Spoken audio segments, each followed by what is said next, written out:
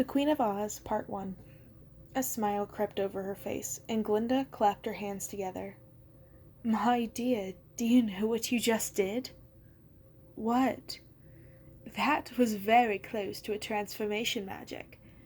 Transformation magic was supposed to be wicked and something that only the highest level witches could do.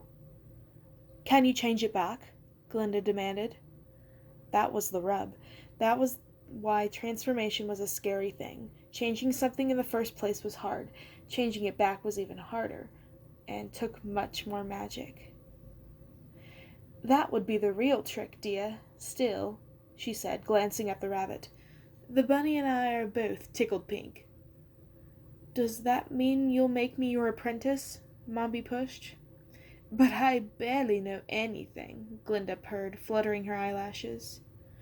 Glinda was not very good at being modest, Mombi thought. She tried to make her voice take on a flattering tone, although it came out more in a false, too loud honk of a used carriage salesman. Glinda, stories of your power have spread across the land of Oz, she said, and everyone knows you're the strongest witch of our age. I could never dream of approaching your level, of course. I wouldn't think of trying, and I know you're very busy with... Mombi racked her brain, trying to think of things Glinda might be busy with.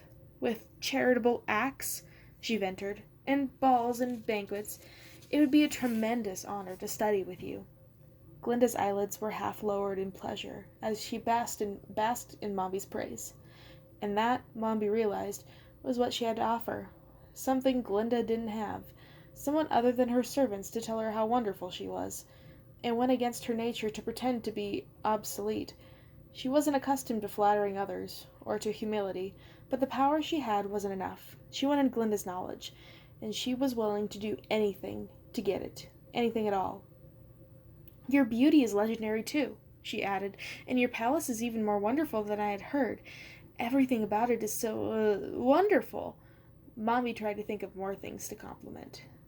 Oh, stop, Glinda cooed, waving her hand, holding the flower in protest that was obviously completely fake. You are too kind, dear Mombi. It's all true, Mombi said humbly. I'm only speaking the, truth. She should have practiced her royal compliments in the carriage. She wasn't doing a very good job, but Glinda seemed pleased with her praise. I am very busy, Glinda said. Of course, Mombi said, her heart sinking. She didn't have a backup plan. If heaping flattery on Glinda didn't work, she was going to have to think of something else, and fast. And I couldn't teach you much, Glinda continued. She gave Mombi a keen, uncanny look that flashed across her face with something almost like a menace. Glinda might like Mombi's words, but she wasn't falling for them. Despite her appearance, Glinda didn't look like someone who'd fell for much. Anything at all would be the most extraordinary gift, Mombi said quickly.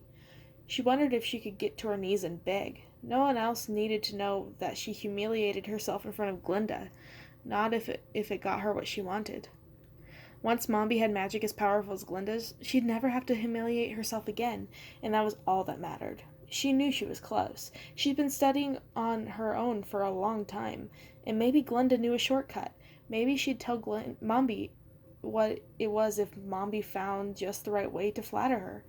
And Glinda seemed to enjoy her embarrassment, seemed almost to thrive on suffering. Not such a good witch after all, Mombi thought. Maybe that was useful information, too. Let me think about it, Glinda purred. I imagine you're staying somewhere in the capital? She meant the capital of Gillikin Country, which was just a few miles from her palace. Mombi had passed through it on her way. It was in a city, not compared to the bustling metropolis of the Emerald City anyway, but a humble village. Most of its inhabitants looked as though they were just a few steps away from poverty, and their eyes were haunted as they glanced at Mombi's carriage, and then away once they realized she was neither wealthy nor a threat. Glinda's own wealth was immediately apparent, and Mombi wondered why the witch didn't take better care of her people. Now, in Glinda's company, she was beginning to understand why. She liked to give the appearance of kindness, but the truth was Glinda didn't bother with taking care of anyone but Glinda. So much for the good witch of the South. What other secrets was Glinda hiding in her remote, isolated palace? If she liked balls and banquets so much, why didn't she live in the Emerald City? Was it because it was all the way out here? Her secret stayed kept? I was hoping, to stay with you, Mombi confessed. It would make lessons much easier. I didn't agree to give you lessons, Glinda said, her voice deceptively sweet. If you did, Mombi said hastily, if you were to grant me this tremendous honor, I mean. Glinda sighed, pulling her other hand away from the maid and examining her nails critically. Redo the pinky, she snapped, thrusting the hand back to the maid's face. Mombi didn't miss the look of fear that crossed the maid's face before she bowed her head, murmuring, Yes, mistress. So hard to get good help, Glinda repeated pointingly. Mombi was pretty sure the maid actually flinched. Interesting, she thought, and filed that away. I suppose I have room for you, Glinda said. Mombi willed her face into an expression of delight. Glinda's palace was enormous, and she was the only person who lived in it aside from her servants. She could have hosted an entire army if she wanted, but Mombi only nodded eagerly and stood up to curtsy awkwardly. Glinda's nostrils narrowed. She didn't like the curtsy. Mombi sat down again immediately. Boris, Glinda called in a sweet tone. Almost instantaneously, a man wearing a bow tie, a cummerbund bun, and spats rushed into the room. Mombi recognized him as a Flathead, one of the people indigenous to Gillikin Country, who were so called because their heads were completely flat on top, as though they had been sheared off just above the eyebrows. The Flatheads kept their brains in special containers in their belts. This one, however, was missing his. His hand stayed involuntarily for the place at his waist it should have been, as if feeling for a ghost limb. They make the most wonderful butlers, Glinda murmured, following Mombi's look of surprise. You don't even have to pay them.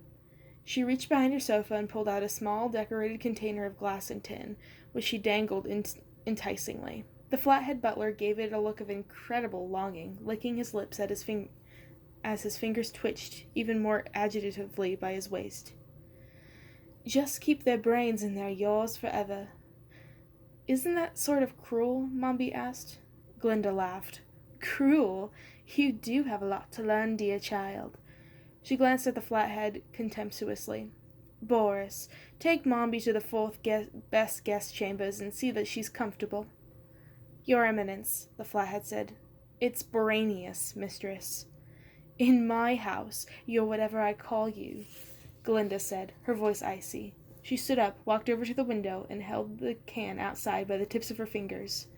No, please, the Flathead protested, lunging toward her, but he froze when Glinda shook the can.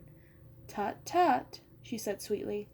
Apologize to me, Boris. Expressionless, his eyes wide with misery and fear as he stared at the can in Glinda's hand, Boris sank to his knees and prostrated himself. I'm sorry, he whispered. I can't hear you, Glinda thrilled merrily. Forgive me, the Flathead said in a louder voice. This time, Glinda said, wagging a finger. Just this once. What is your name, butler? Boris, Your Eminence, the Flathead said. I thought so, Glinda said with satisfaction. She took her hand out of the window, and Boris sighed with relief, his eyes following the can like a cat stalking a mouse. Glinda, ignoring him now, lobbed the can toward the wall behind the sofa. Boris flinched visibly as it struck the wall and rolled underneath the sofa.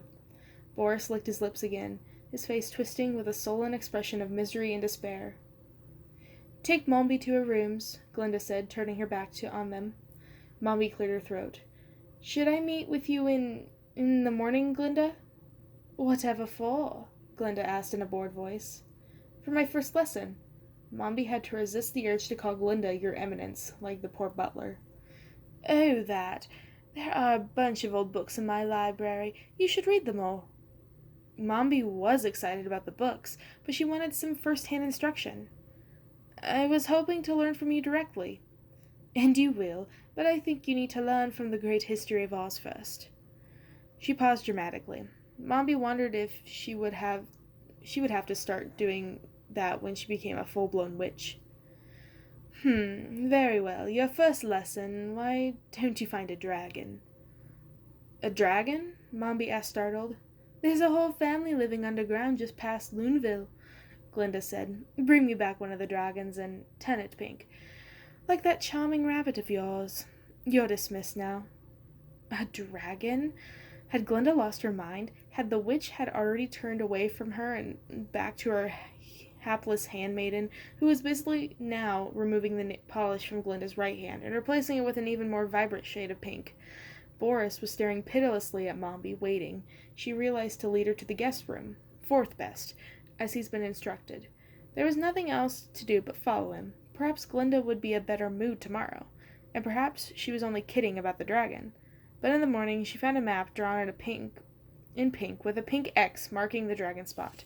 She found the dragon family as instructed after a long, uncomfortable adventure involving underground tunnels. Mombi wasn't sure what to expect exactly. She didn't know there was in no way prepared to fight a dragon, and her one trick, transforming color, was no protection against a giant creature that gnashed its teeth and breathed fire. When she arrived in the lair, they were all sleeping. A dragon that seemed almost as tall as a throne room in the Emerald Palace was curled around 4 sleeping infant dragons. If Mombi was very quiet, perhaps she could carefully extricate one of the babies and put it in her burlap sack. She took a step forward, reminding herself what was at stake. Glinda would teach her magic. Wasn't that worth anything? But the more she thought about it, risking her limbs to borrow a baby from its sleeping mother was definitely not worth it. Being armless would be a real hindrance while trying to learn magic. Her outstretched hands fell at her sides. She then put them back in her pockets and turned away. She would tell Glinda she couldn't find the cave. After all, the maps were complicated. It wouldn't be the first time someone assumed she wasn't smart. This time she could use it to her advantage. A voice stopped her as she exited the cave. "Who are you?" Mombi turned, and her jaw dropped slightly when she saw that it was the mother dragon.